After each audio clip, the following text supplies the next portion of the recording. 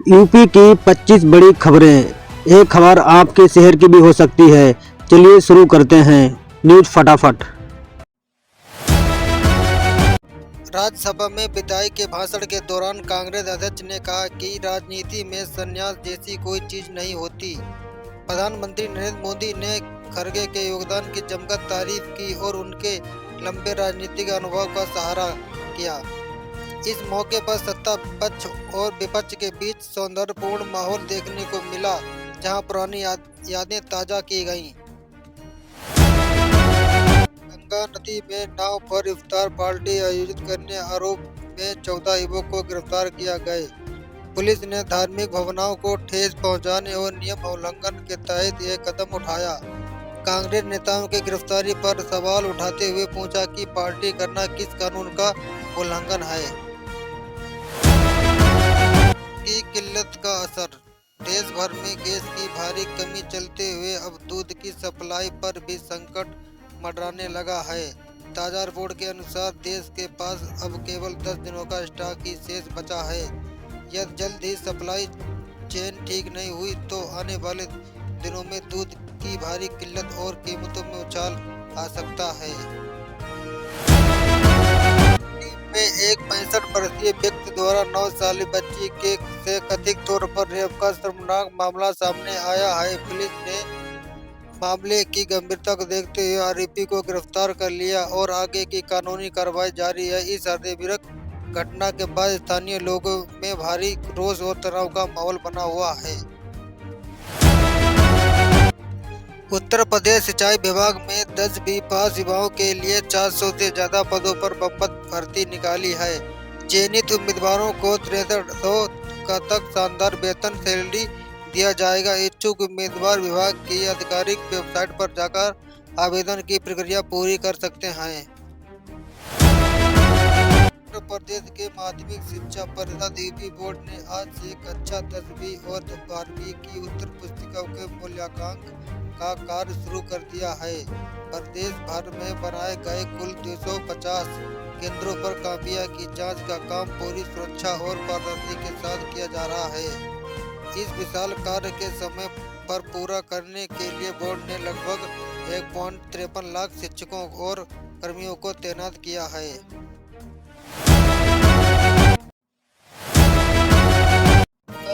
1 अप्रैल से time of day tariff लागू करने जा रहा है, जिससे दिन के अलग अलग समय पर बिजली की कीमतें अलग होंगी।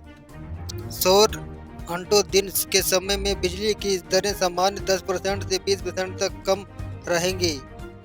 पीक आवर्स आमतौर पर रात के समय बिजली का इस्तेमाल करने पर आपको 10% से 20% अधिक शुल्क देना पड़ सकता है। उत्तर प्रदेश के कई जिलों में 40 किमी घंटा की रफ्तार से झकझोर हवाएं चलने का अनुमान है। मौसम विभाग ने धूल भरी आंधी के साथ कुछ इलाकों में झमाझम बारिश की संभावना जताई है। अचानक बदलते मौसम के कारण तापमान में गिरावट आएगी, जिससे लोगों को गर्मी से राहत मिलने की उम्मीद है। गोरखपुर में भाजपा नेता राजकुमार चौहान की निर्मम हत्या कर दी गई। पुलिस ने इस मामले में 8 नामजद आरोपी के खिलाफ केस दर्ज किया है। छानबीन तेज करते हुए पुलिस ने अब तक 2 मुख्य आरोपियों को गिरफ्तार कर लिया है। गाजियाबाद में एक बैंक मैनेजर की उनके ही सुरक्षा गार्ड ने हत्या कर दी। गार्ड ने बयान दिया है कि मैनेजर उनके साथ अभद्र व्यवहार और तू तड़ाक गाली गलौज करता था। लंबे समय तक अपमान करने के बाद उसने तंग आकर यह आत्मघाती कदम उठाया। बद्रीनाथ की यात्रा पर जाने के लिए सारा अली खान को अब अपनी धार्मिक पहचान स्पष्ट करनी होगी।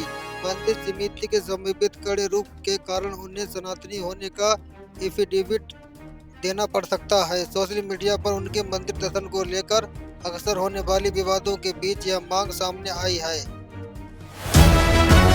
कुलदीप यादव के वेडिंग रिसेप्शन में उत्तर प्रदेश के मुख्यमंत्री योगी आदित्यनाथ मुख्य अतिथि के रूप में शामिल हुए। इस खास मौके पर नवविवाहित जोड़े ने सीएम योगी के पैर छूकर उनका आशीर्वाद लिया, जिसकी तस्वीर सोशल मीडिया पर वायरल हो रही है।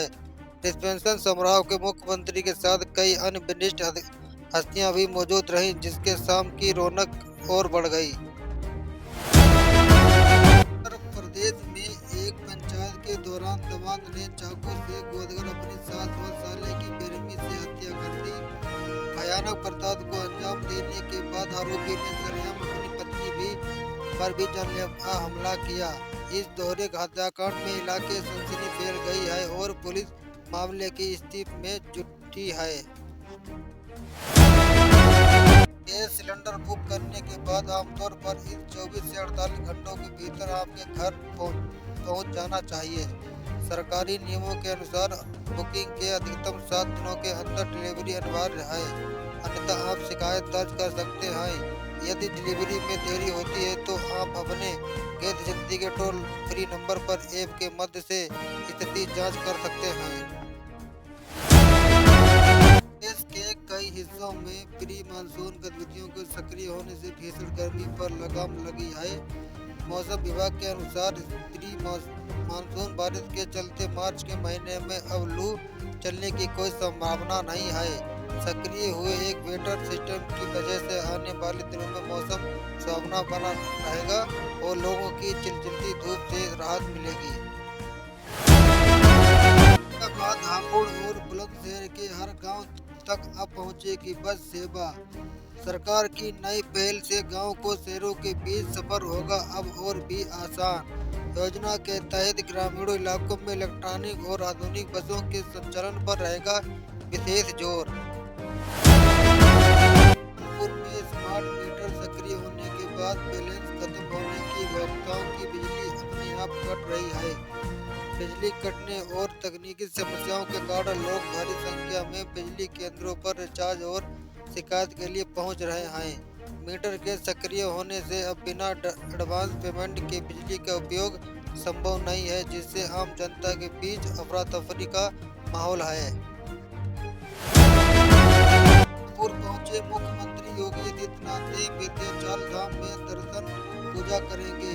मां विश्वसिनी मंदिर में मत्था टेककर प्रदेश के खुशहाली के लिए करेंगे प्रार्थना। सीएम के दौरे को लेकर प्रशासन अलर्ट, मंदिर परिसर में सुरक्षा के कड़े इंतजाम करे हैं।